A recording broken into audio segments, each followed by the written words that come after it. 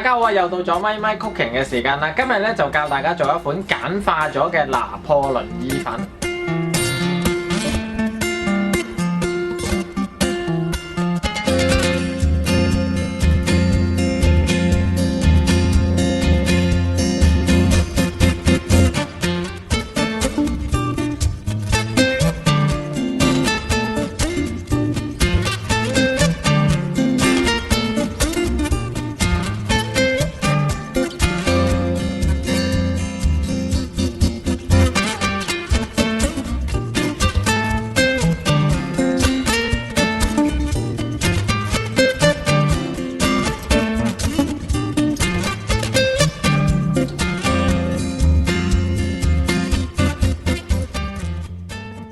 首先咧就加入適量嘅橄欖油啦，同埋鹽咧就將意粉煮7分鐘左右，又或者將佢煮到自己合適嘅軟硬度。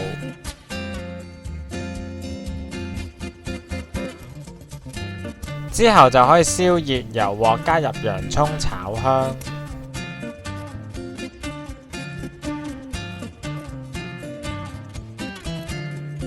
然後就可以加入埋甜椒炒至軟身，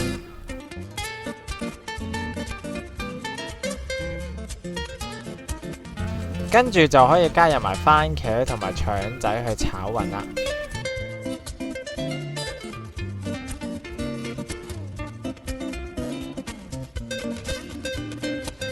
之後就可以加入埋意粉去快炒啦。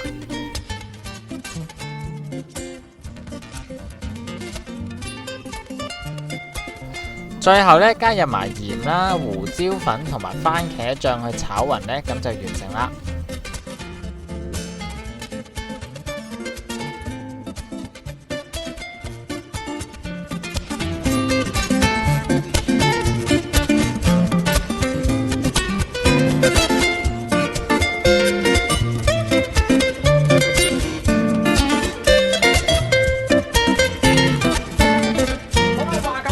已經完成咗一個咁簡單嘅拿破崙意粉啦！依家咧我就要去試食一下啦。